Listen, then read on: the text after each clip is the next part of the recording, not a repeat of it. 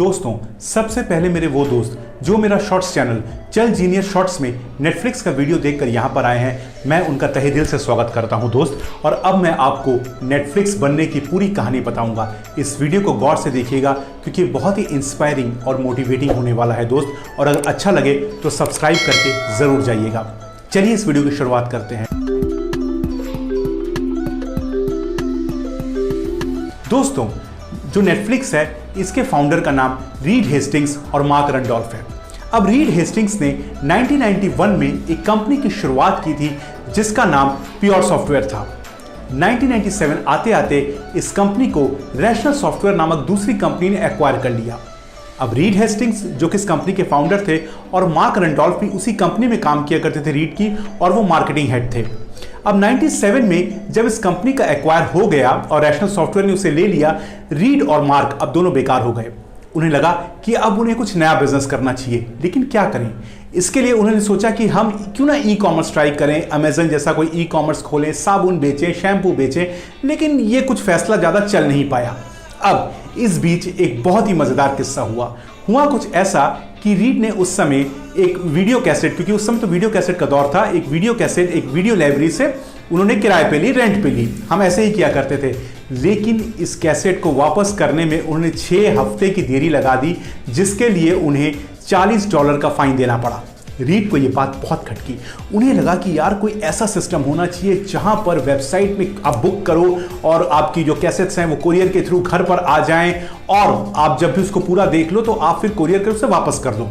अब दोनों दोस्तों ने क्या किया, वो एक सीडी दुकान में गए। उस वक्त आपको याद होगा कि 97 के तकरीबन में अगर हम फॉरेन की बात करें तो वहां पर सीडीज का दौर भी खत्म हो रहा था, डीवीडी आ रही थी। उन्होंने क्या किया कि एक सीडी बुक की उस समय, और उस सीडी को रीड के घर पे उन्होंने कुरियर कर दिया। अब वो सीडी ठीक ठाक उनके घर पहुंच गई। उन्हें लगा कि बिजनेस आइडिया मिल गया है। अब आप सुनिए क्या हुआ। 29 अगस्त 1997 को शुरुआत हुई नेटफ्लिक्स की। और इस नेटफ्लिक्स का काम क्या था? नेटफ्लिक्स का काम यह था कि वो ऐसी पहली कंपनी बनी जिसने ऑनलाइन डीवीडीज किराए पे देना शुरू किया, और वो भी घर बैठे बैठे। लोग वेबसाइट पे बुकिंग करते थे और घर बैठकर ही उनके घर डीवीडी पहुंच जाती थी। अप्रैल 1998 को ऐसा सिस्टम चालू हुआ नेटफ्लिक्स का, जहां पर लोग कुरियर के थ्रू घर पे डीवीडी मंगा लिया करते थे और उसकी बुकिंग वेबसाइट पे करते थे। अब ये कंपनी चल निकली और दोनों फाउंडर्स इस कंपनी को चलाने लगे। लेकिन मजेदार बात है दोस्तों, 2000 साल की, वर्ष 2000 की एक कंपनी उस समय हुआ करती थी जिसका नाम था ब्लॉकबस्टर। वो जो वीडियो रेंटल्स थे वो दुकानों पे दिया करते थे। उनकी एक चेन थी जिसपे वो वीडियो रेंटल्स दुकानों में दिया करते थे। अब नेटफ्लिक्स उस वक्त कुछ ऐसा हाल था कि जो रीड इसके फाउंडर थे वो जॉन के पास गए, जो कि इसके फाउंडर थे ब्लॉकबस्टर के, जॉन अटांटिको। उसको कहा कि आप नेटफ्लिक्स $50 मिलियन में खरीद लें। जॉन हंसे और चल पड़े। उन्होंने कंपनी नहीं खरीदी, नेटफ्लिक्स नहीं खरीदी। तो सोचिए, ये बात याद रखिएगा कि 2000 में जब पेशकश की गई तो उन्होंने नेटफ्लिक्स नहीं खरीदी, और 2010 में ब्लॉकबस्टर बैंकरप्ट हो गई और उसका दिवालिया निकल गया। अगर जॉन चाहते तो कंपनी खरीद सकते थे नेटफ्लिक्स, लेकिन नहीं खरीदा। ठीक 6 साल बाद यानी 2006 में, अब यकीन करेंगे, नेटफ्लिक्स का जो टर्नओवर था, जिसका प्रॉफिट था, तकरीबन $80 मिलियन के करीब पहुंच गया, और 6 मिलियन से ज्यादा सब्सक्राइबर्स इसने ऐड किए। अब यहां पर एक बात आपको बताता हूं कि नेटफ्लिक्स का नाम, आखिर नेटफ्लिक्स का मतलब क्या है, पढ़ा कैसे। देखिए, नेट का मतलब क्या हुआ, इंटरनेट, नेट इंटरनेट, और फ्लिक्स का मतलब क्या, फ्लिक यानी मूवी, तो नेटफ्लिक्स। अब 2007 वर्ष जब शुरुआत हुई तो इस कंपनी ने अपना ऑनलाइन स्ट्रीमिंग की शुरुआत की, और कनाडा में इसका पहला टेस्ट हुआ।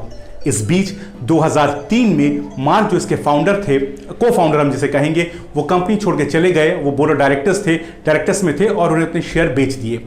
2020 अब आते आते, ये हम कहें कि 2020 में अगर हम कहें तो इसकी जो मिलियंस, जो इसके सब्सक्राइबर थे, तकरीबन 36 मिलियन सब्सक्राइबर 2020 में इस कंपनी ने ऐड किए।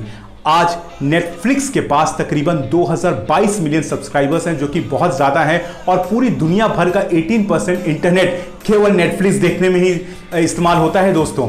लेकिन यहाँ पर आपको एक बात और कहूँगा कि अब बहुत सारे स्ट्रीमिंग प्लेटफॉर्म्स आ गए हैं। नेटफ्लिक्स से सिर्फ नहीं है, इसके अलावा अमेजन भी है, हॉटस्टार भी है, सोनी भी है, बहुत कुछ है, जिस कारण नेटफ्लिक्स को थोड़ा नुकसान ज़रूर हुआ है। केवल 18 मिलियन सब्सक्राइबर्स ही 2021 में जुड़ पाए, जो कि ये संख्या करीबन 36 मिलियन थी 2020 में, एक साल पहले। उस समय कोविड भी था, हम ये बात को मानेंगे, कोविड में बहुत संख्या बढ़ी थी, ये ओटीटी प्लेटफॉर्म्स ही काफ़ी कामयाब थे। तो सोचिए, एक कंपनी जिसकी शुरुआत सिर्फ एक आइडिया पर हुई थी, आज 222 मिलियन उसके सब्सक्राइबर्स हैं दोस्तों। ये कंपनी आज कितनी बड़ी बन चुकी है, और वो कंपनी जिसको जॉन ने कभी खरीदने से मना कर दिया था $50 मिलियन में, आज उसकी टर्नओवर $25 बिलियन से भी ज्यादा है दोस्तों। कहां $50 मिलियन में मना किया गया था और $25 बिलियन उसकी टर्नओवर है। तो नामुमकिन कुछ भी नहीं दोस्तों। अगर आज नहीं हो रहा है तो घबराइए नहीं, कल जरूर आपका है। मेहनत करिए। किस तरह देखिए नेटफ्लिक्स कहां से कहां पहुंची। मेरा यही उद्देश्य था वीडियो बनाना कि आपको इंस्पायर कर सकूं, आपको मोटिवेट कर सकूं दोस्तों। अगर इस वीडियो ने आपको सही में मोटिवेट किया है तो थोड़ा सा इस वीडियो को लाइक कर दें, एक कमेंट दोस्त जरूर कर देना, बहुत दिल को अच्छा लगेगा। और मेरे चैनल को सब्सक्राइब करना ताकि ऐसे ही मोटिवेशनल वीडियोस मैं आपके लिए लाता रहूं। धन्यवाद।